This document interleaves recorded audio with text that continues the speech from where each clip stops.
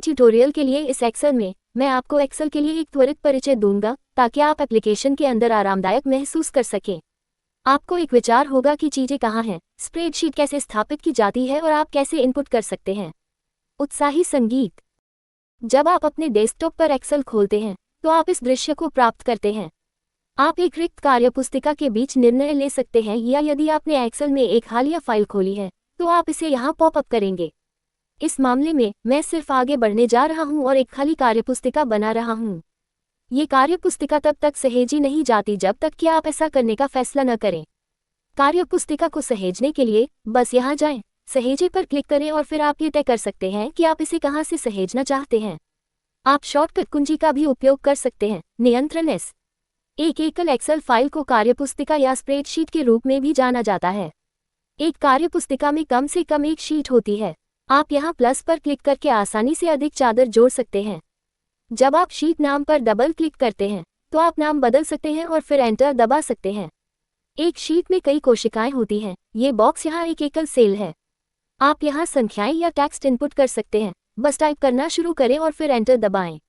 यदि आप इस मान को प्रतिस्थापित करना चाहते हैं, बस उस सेल पर जाएं और टाइपिंग शुरू करें। आपको डबल क्लिक करने की आवश्यकता नहीं है, आप इसे टाइप कर सकते हैं। प्रत्येक सेल का पता होता है। आपको लगता है कि इस सेल का पता क्या है? ये D4 है, जिसका अर्थ है कॉलम डी, पंक्ति 4। एक कॉलम और एक पंक्ति का चौराहा एक सेल है। यहाँ आपके पास फॉर्मूला बार है। एक बार हम यहाँ पाठ इनपुट करते समय हम इसे सूत्र बार में देख सकते हैं। अगर मैं सेल में तरफ जाता हूँ तो वहाँ कुछ भी नहीं है। अब अगर पाठ के बजाय आपके पास सूत्र हैं, इसलिए यदि मैं यहाँ पक्ष में जाता हूँ तो बराबर टाइप करें और फिर अपने तीर कुंजियों के साथ D4 के साथ जाएं और एंटर दबाएं। नोटिस करें कि फॉर्मूला बार में क्या है। इसमें सूत्र है और पाठ नहीं है। इस मामले में कोई सूत्र नहीं है, ये पाठ दिखाता है। यहाँ बाएं हमारे पास नाम बॉक्स है। ये हमें सक्रिय सेल पता भी दिखाता है, इसलिए उसके मामले में ये D4 है। जब मैं यहाँ जाता हूँ तो यह F4 है। अब यहाँ आपके लिए एक उपयोगी टिप है। आप इसे एक विशिष्ट सेल पर जाने के लिए भी उपयोग कर सकते हैं। बस सेल पते में टाइप करें। तो मान ली कि मैं इस पर कूदना चाहता हूँ। मैं इसे टाइप करने जा रहा हूँ। एंटर दबाएं और मैं उस सेल पर कूदता हूँ। अब पहले सेल पर वापस कूदने के लिए आप शॉर्टकट कुंजी नियंत्रण घर का उपयोग कर सकते हैं। एक्सेल ग्रिड पर आप एकाधिक पंक्तियों या एकाधिक कॉलम का चयन कर सकते हैं। बस अपने माउस के साथ जाओ और पंक्तियों को हाईलाइट करें या कॉलम हाईलाइट करें, बस चुनें और खींचें। एक्सेल में बहुत सारे शॉर्टकट भी हैं जिनका आप उपयोग कर सकते हैं। तो उदाहरण के लिए शॉर्टकट कुंजी नियंत्रण स्थान एक संपूर्ण कॉलम का चयन करता है। अगर मैं शिफ्ट कुंजी और तीर कुंजियों को दबाए रखूं तो मैं एकाधिक कॉलम का चयन कर सकता हूं। अब मेरे पास एक्सेल शॉर्टकट में एक अलग वीडियो है और मैंने इस वीडियो के विवरण के लिए लिंक जोड़ा है। अब यहाँ यदि आप सही माउस क्लिक करते हैं तो आपको बहुत सारे विकल्प मिलेंगे। उदाहरण के लिए आप इनमें से कॉलम डालें। अगर मैं सही माउस फिर से क्लिक करता हूँ तो मैं उन स्तंभों को हटा सकता हूं जो इनके बीच में हैं, और चूंकि हम शॉर्टकट के बारे में बात कर रहे हैं, एक महान शॉर्टकट नियंत्रण प्लस को कॉलम या पंक्तियों को सम्मिलित करने और उन्हें हटाने के लिए नियंत्रण शून्य करने के लिए है। एक एक्सेल शीट में 16,000 से अधिक कॉलम और 10 लाख पंक्तियां हैं। अब आप देख सकते हैं कि शीट के नीचे कूदकर यदि आप शॉर्टकट कुंजी नियंत्रण का उपयोग करते हैं और फिर तीर नीचे कुंजी, यह एक्सेल में अंतिम पंक्ति में कूदता है। यदि मैं नियंत्रण कुंजी और दायां तीर कुंजी का उपयोग करता हूं तो मैं अंतिम कॉलम पर जाता हूं। अब वापस आने का रास्ता, क्या आपको याद है कि शॉर्टकट कहां था? वह नियंत्रण था, घर। एक और शब्द आपको जानने की जरूरत है। एक सीमा कोशिकाओं का एक समूह है। अगर मैं इस क्षेत्र को हाईलाइट करता हूं तो बस पहले सेल पर क्लिक करें और फिर खींचें।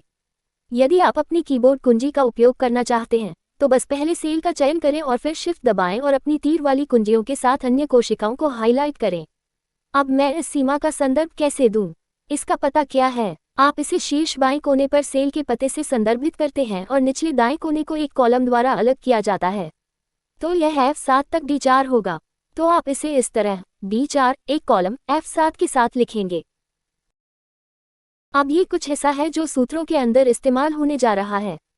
इसलिए जब भी आप इस तरह के वाक्यविन्यास देखते हैं तो यह कोशिकाओं की एक श्रृंखला का संदर्भ दे रहा है। अगर मैं इस सेल के मूल्य को दूसरे सेल में ले जाना चाहता हूं तो मैं मूव हैंडल का उपयोग कर सकता था। तो ये यहाँ आप देखते हैं, यह माउस आइकन, ये चयन आइकन है।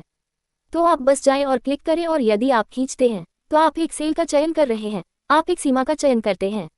लेकिन यहाँ अगर मैं इसे बॉर्डर में ले जाता हूँ तो मुझे ये 4 तीर मिलते हैं। यह मूव आइकन है। जब आप इसे देखते हैं तो आप क्लिक और ड्रैग कर सकते हैं और आप उस सेल की सामग्री कहीं और स्थानांतरित कर सकते हैं। आप शॉर्टकट कुंजी नियंत्रण X का भी उपयोग कर सकते हैं और नियंत्रण V कट और पेस्ट करने के लिए। ठीक है, तो हमारे पास चयन हैंडल है, हमारे पास चाल संभाल है, एक और संभाल है जिसे भरने वाले हैंडल कहा जाता है।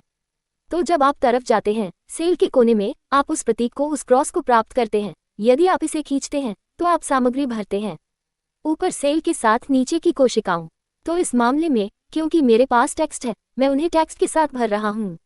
अगर मैं सूत्र खींचता हूँ तो मैं इन्हें फॉर्मूला के साथ भरने जा रहा हूँ। इसलिए यदि मैं यहाँ जाता हूँ तो ये सूत्र है जिसे कॉपी किया गया है। कोशिकाओं में यहाँ एक डिफ़ॉल्ट आकार होता है लेकिन आप उन्हें बदल सकते हैं। तो उदाहरण के लिए यदि मैं टेक्स्ट इनपुट करता हूँ जो बहुत लंबा है तो यह अगले सेल पर जा रहा है। तो ऐसा लगता है कि इसकी सामग्री इन कोशिकाओं में भी है, लेकिन यह नहीं है, ये केवल इस सेल में बैठा है। आप इसे सूत्र बार से देख सकते हैं। जब मैं यहाँ हूँ उस सेल में कुछ भी नहीं है। कॉलम का विस्तार करने के लिए मैं अपने माउस को यहाँ पर घुमा सकता हूँ और बस खींच सकता हूँ, या मैं कॉलम का विस्तार करने के लिए डबल क्लिक कर सकता हूँ मेरे सेल की सामग्री को फिट करने के लिए पर्याप्त बड़ा होने के लिए।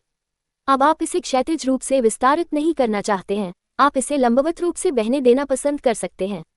तो इसके बजाय ये सभी तरह से जा रहा है और आपका कॉलम इतना चौड़ा है। आप चौड़ाई को इस तरह रखना चाहते हैं लेकिन आप पंक्ति का विस्तार करना चाहते हैं।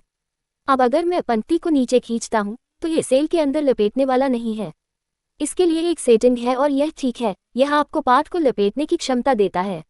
अब यदि आप देखते हैं कि पूरा पाठ यहाँ फिट नहीं हो रहा है क्योंकि नया हिस्सा गुम है, तो बस फिट करने के लिए इसे बढ़ाने के लिए पंक्ति पर डबल क्लिक करें। यदि आप इस पाठ को खोलना चाहते हैं तो बस यहाँ लपेटे सेटिंग पर क्लिक करें और यह इसे खोलने जा रहा है। आपको एक्सेल में बहुत सारे व्यापक रूप से उपयोग किए जाने वाले विकल्प मिलेंगे।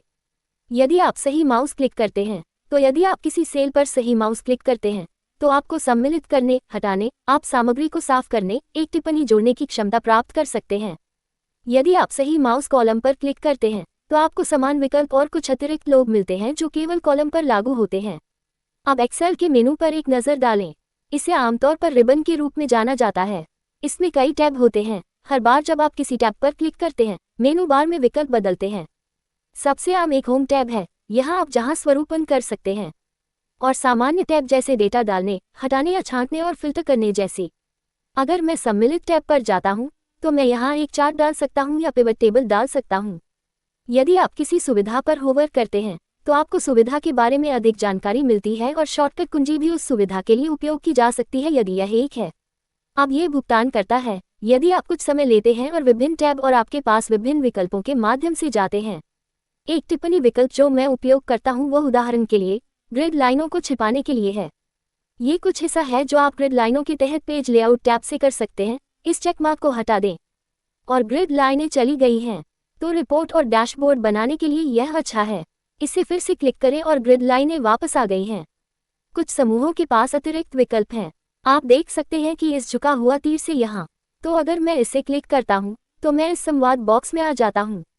अब इनमें से बहुत सारे विकल्प डुप्लीकेट हो सकते हैं। ये सिर्फ ये विकल्प अलग अलग व्यवस्थित करते हैं, लेकिन आपके यहाँ कुछ अतिरिक्त विकल्प भी हो सकते हैं। यदि आप अपने ग्रिड की जगह को बढ़ाना चाहते हैं तो आप रिबन को ढह सकते हैं। बस इस तीर पर जाएं और रिबन को पतन करें या शॉर्टकट कुंजी नियंत्रण F1 का उपयोग करें।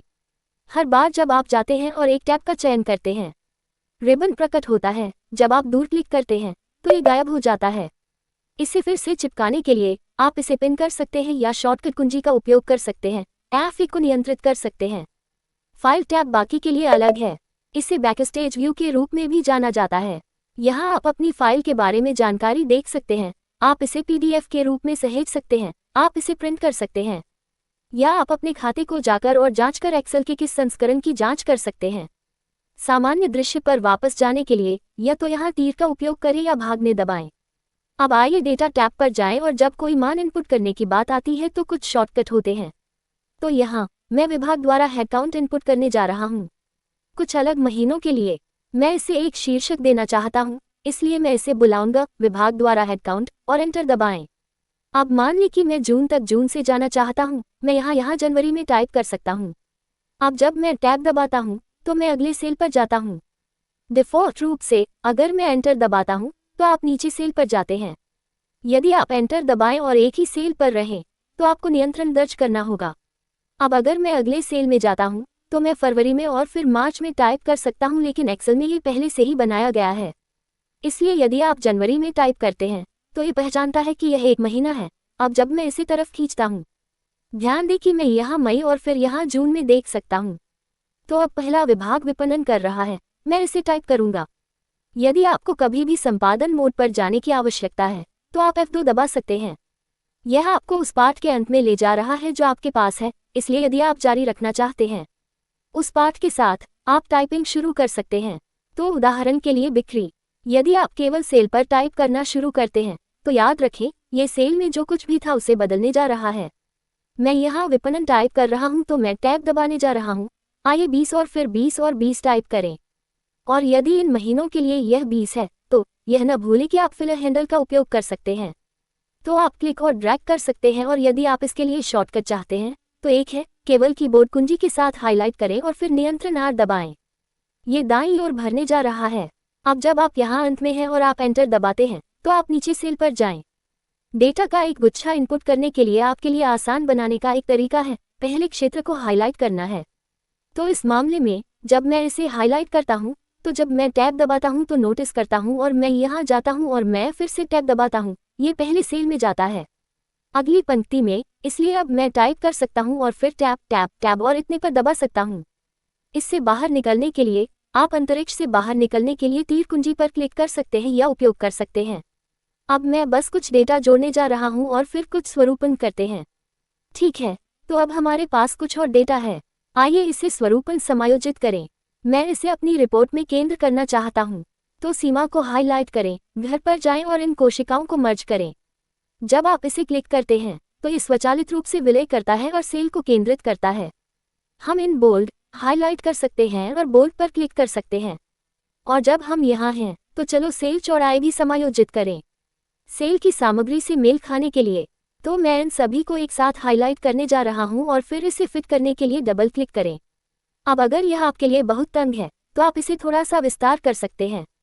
यदि आप इनमें से किसी एक का चयन करते हैं जबकि बाकी को हाईलाइट किया जाता है, यह बाकी के साथ ही समायोजन करने जा रहा है। अब आप आगे बढ़ सकते हैं और इसमें रंग जोड़ सकते हैं या बॉर्डर्स जोड़ सकते हैं।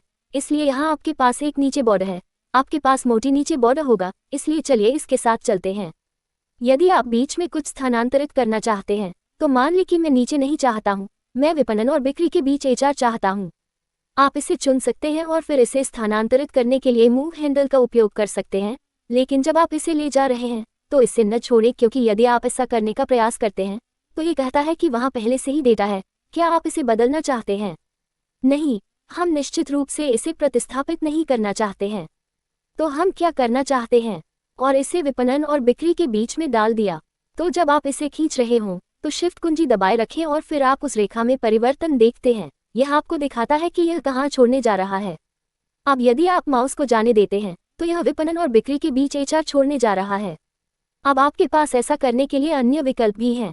यदि आप इस संयोजन का उपयोग नहीं करना चाहते हैं तो दायां माउस क्लिक करें और शॉर्टकट कुंजी नियंत्रण X का उपयोग करें और उसका उपयोग करें, और फिर जहां आप इस सीमा को बैठना चाहते हैं दाएं माउस क्लिक करें और कट सेल डालें। आइए शीर्षक को कुछ रंग दें, और यदि आप कभी भी सेल के स्वरूपन को समायोजित करते हैं और आप उस स्वरूपन को अन्य कोशिकाओं को लागू करना चाहते हैं, आप पेंटब्रश आइकन का उपयोग कर सकते हैं। तो उदाहरण के लिए मान लीजिए कि किसी कारण से मैंने ये लाल बना दिया है और मैं इसे अन्य लोगों को लागू करना चाहता हूँ। मैं बस जा सकता हूँ और पेंटब्रश पर क्लिक कर सकता हूँ, उस सेल पर क्लिक करता हूँ जिस सेल को मैं चाहता हूँ, और यह स्वचालित रूप से स्वरूपन लागू करता है। अब ये सिर्फ रंग के लिए नहीं है, यह आपके पास किसी भी प्रकार का स्वरूपन है। ये बोल्ड फॉन्ट, सेल बॉर्डर्स और अन्य का संयोजन हो सकता है। यदि आप एकाधिक कोशिकाओं को उस स्वरूपन को लागू करना चाहते हैं तो इस पेंटब्रश पर डबल क्लिक करें और फिर आप उस स्वरूपन का पुनः उपयोग कर सकते हैं और एकाधिक कोशिकाओं पर लागू करें। एक बार पूरा होने के बाद इसे हटाने के लिए भाग में दबाएं। यदि आप इन मूल्यों को समेटना चाहते हैं तो आप घर जा सकते हैं और उन्हें यहाँ से योग कर सकते हैं।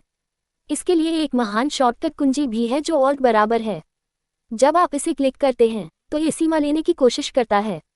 ये सही है, आपको बस एंटर दबा देना है। अब आप बाकी को भर सकते हैं और सूत्र की प्रतिलिपि बनाई जाएगी और श्रेणियां ऊपर की सीमाओं को प्रतिबिंबित करेगी। यदि आप इसे एक में करना चाहते हैं तो आप पहले अपने क्षेत्र का चयन कर सकते हैं और शॉर्टकट कुंजी का उपयोग कर सकते हैं। और बराबर हो और आप कर चुके हैं।